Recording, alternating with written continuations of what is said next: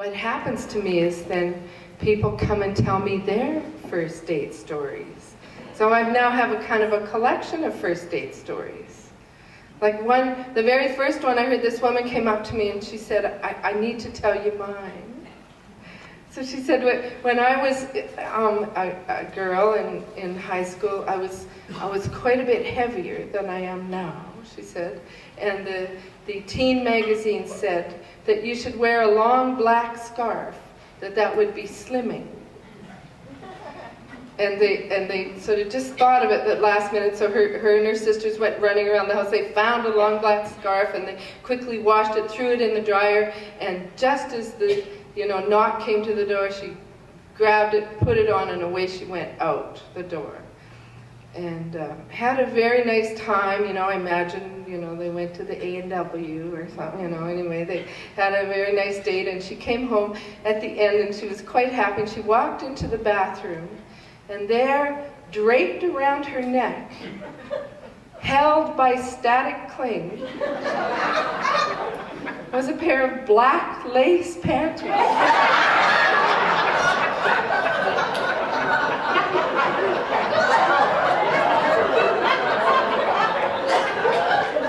So wonderful.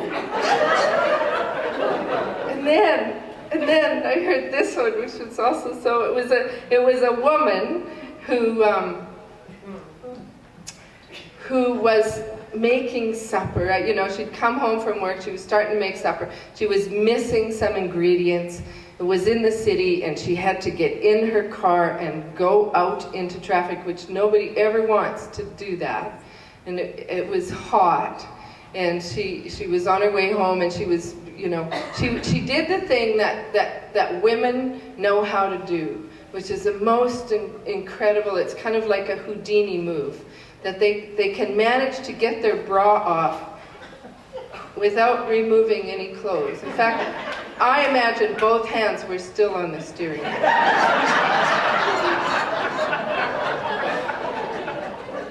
Anyway, she got the thing off. It wasn't that hot because she was wearing a jacket, and she stuffed the bra into the pocket of the jacket. Got home, hung the jacket back on the hook, finished making supper. Well, it wasn't her jacket. It was her 15-year-old son's jacket. And he was going not for the first date, but the first time to meet the parents. And he was standing there talking to the parents when he reached into his pocket and he felt something unfamiliar. I might say that his mother was quite well endowed. And it probably wasn't, the party bra. And he pulled this thing out of his pocket. Like, you would need therapy after that.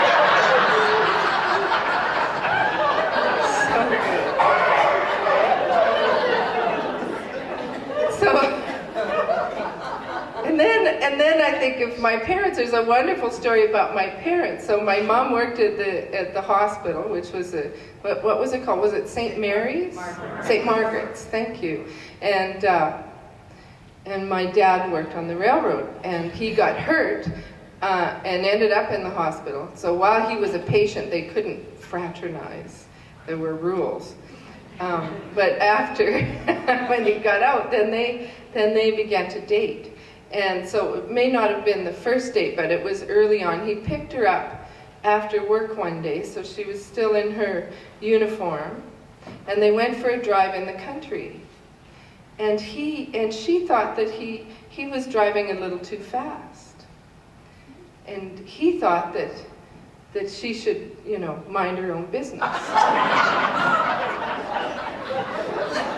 That if she didn't like his driving, maybe she'd rather walk. And she said, yes, in fact, she would. And he stopped the car, and she got out. And then he drove just down the road over a little hill and stopped to wait for her, figuring, that she would learn her lesson.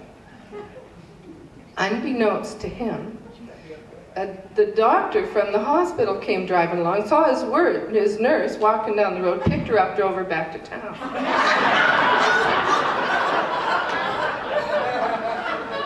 my dad was out there for hours looking for her. And I think, you know, that probably established the whole relationship. Yeah, I woke up this morning with an awful aching head. Well, my new man had left me just a room and an empty bed. He's a deep sea diver with a stroke that can't go wrong. He's a deep sea diver with a stroke that can't go wrong. He can dive to the bottom, and his wind holds out so long. Sauna with just their towels and themselves. And they're visiting. Actually, that never happens. Nobody talks. They just sit there pretending that they're not naked. Hey? It's a very odd thing. But these ones, you know, it's like being in an elevator. It's an opportunity, but nobody takes it. Anyway, so they're sitting in the sauna, and two of them are sort of young, you know, uptown business women, and there's one more of a down, like me, kind of, a downtown older.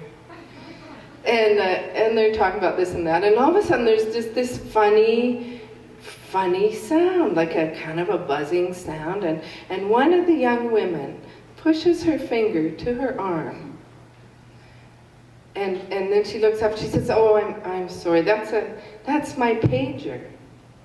I have a little chip in my arm. Wouldn't you like that?" No. And so then they carry on talking, and then there's a funny kind of a musical sound, and the other one puts her hand to her ear, and she has a little conversation. And she says, "Oh, I'm, you know, sorry, you know, I have a smartphone chip in my hand so that I can always be with my phone." Well, the third woman, the older one like me, is feeling a little bit low-tech, but not to be outdone. She gets up, she goes to the washroom, she comes back, and there's toilet paper trailing down from her rear end. And she looks back and she said, "Oh, will you look at that? I'm getting a text. A fax. A fax." I wanna be seduced.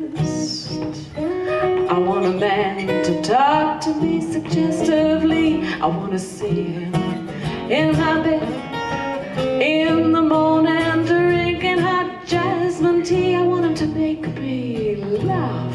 I want to make a point of touching me when he talks, leaving all the jealous girls in the joint to mumble in their beer and cock. I know it only happens when I'm napping, nodding in my reverie, that I find myself a man who wouldn't mind seducing